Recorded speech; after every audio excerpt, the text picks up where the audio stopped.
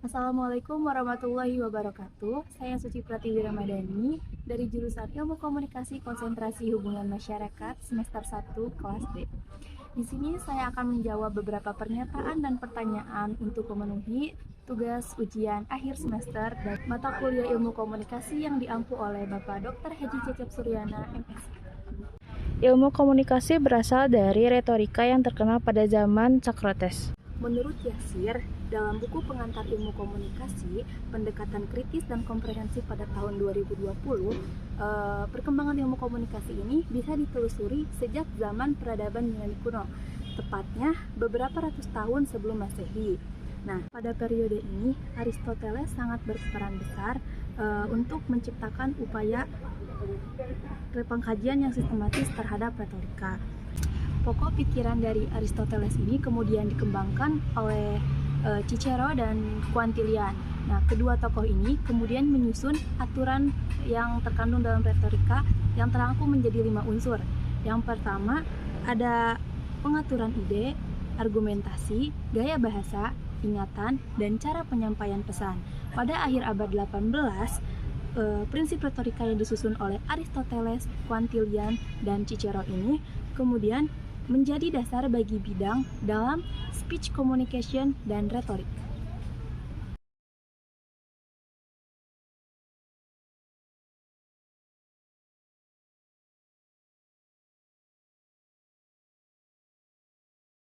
Perkembangan ilmu komunikasi sebelum masa prasejarah masuk pada tahap manusia. Perkembangan ilmu komunikasi pada masa prasejarah masuk pada tahap manusia purba.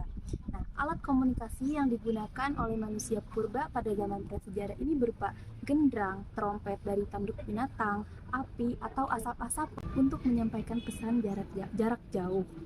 Penggunaan api serta alat-alat yang memiliki atau menghasilkan bunyi ini biasanya digunakan oleh anggota kelompok yang berburu di mana mereka sedang terpisah.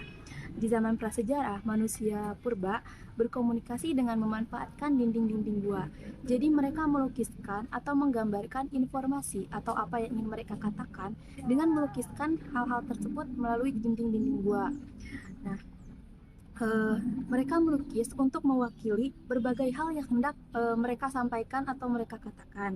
Obrolan di antara manusia purba ini masih berupa dengusan, bahasa isyarat, atau gerakan tangan.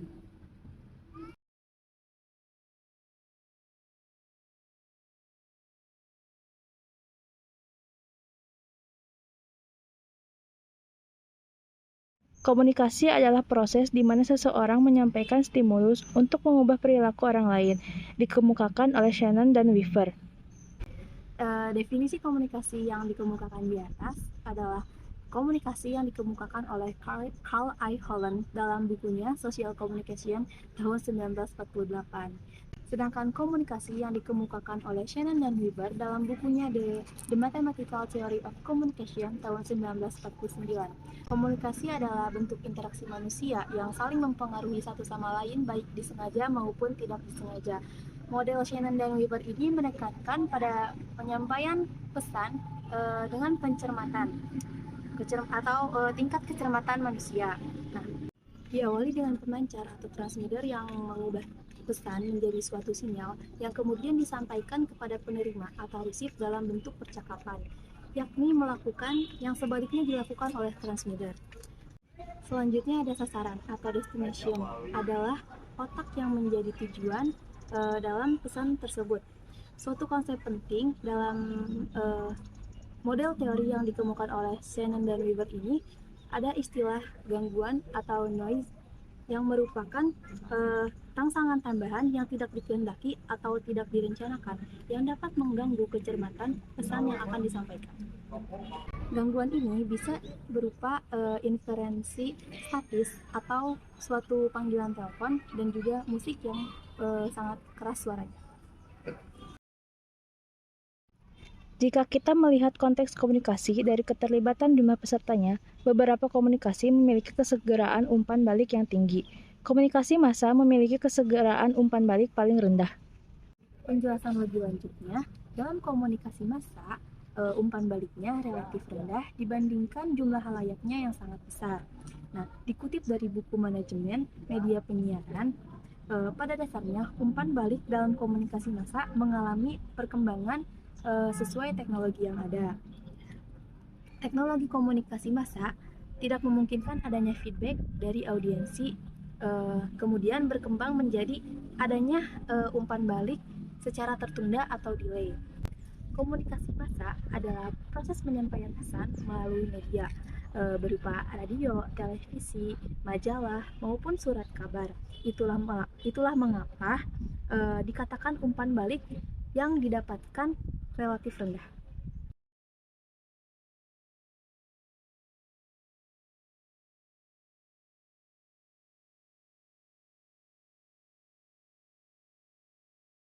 Komunikasi sebagai tindakan satu arah, artinya komunikasi berlangsung secara diadik.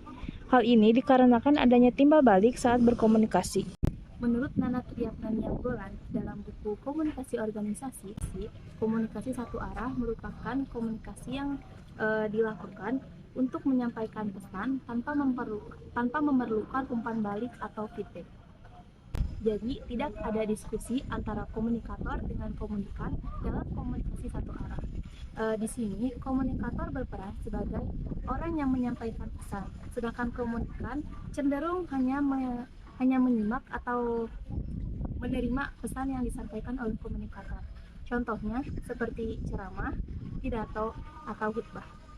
Sedangkan komunikasi diadik merupakan komunikasi antar pribadi antara dua orang, di mana satu orang sebagai komunikator atau penyampai pesan dan satu orang yang lainnya sebagai komunikan atau penerima pesan tersebut. Maka dapat disimpulkan bahwa komunikasi satu arah ini tidak dikatakan sebagai komunikasi yang dilakukan secara diadik. Mungkin cukup sekian pernyataan yang bisa saya sampaikan.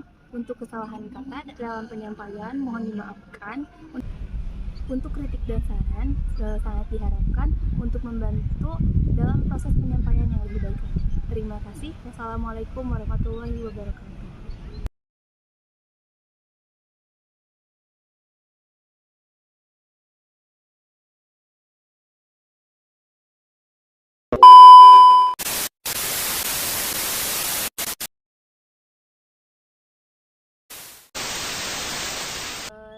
Dalam terhadap retorik.